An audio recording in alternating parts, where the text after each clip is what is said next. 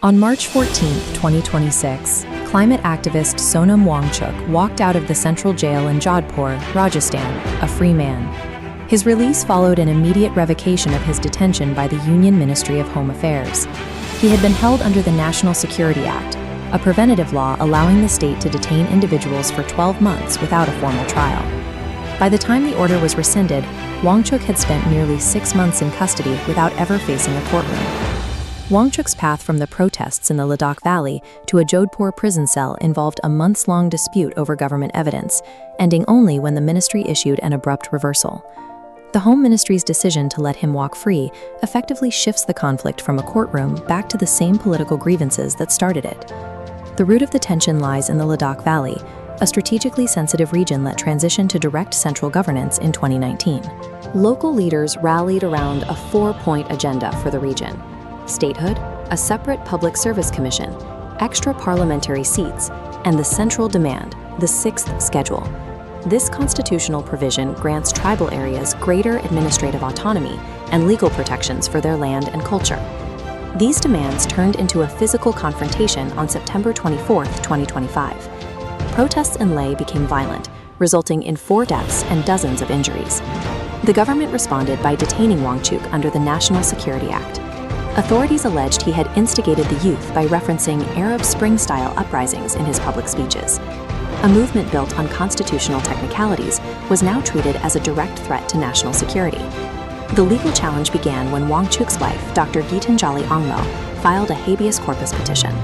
A habeas corpus petition is a legal maneuver that forces the government to appear in court and prove that an individual's detention is legally justified. During the hearings, the Supreme Court began a detailed review of the government's evidence, specifically focusing on 4 video clips cited as the basis for the activist's detention.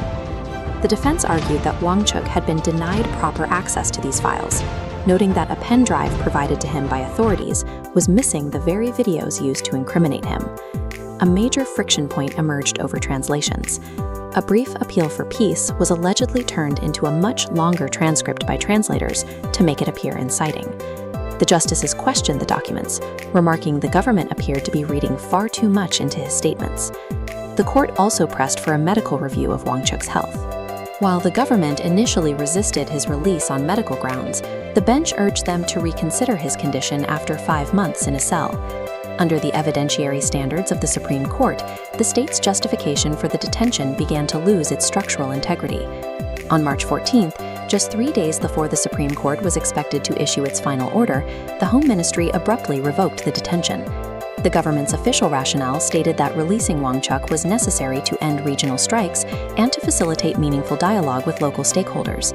While Ladakh representatives welcomed the release, they immediately demanded that the government drop all charges against other activists detained during the September protests.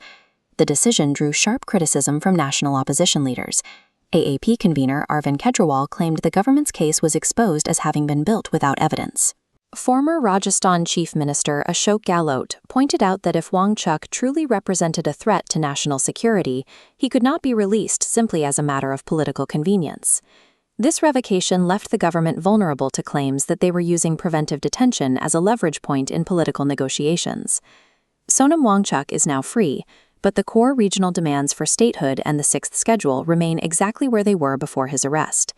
His release removes an immediate barrier to communication, but the burden of progress now returns to the negotiating table between the Home Ministry and Ladakh's representatives.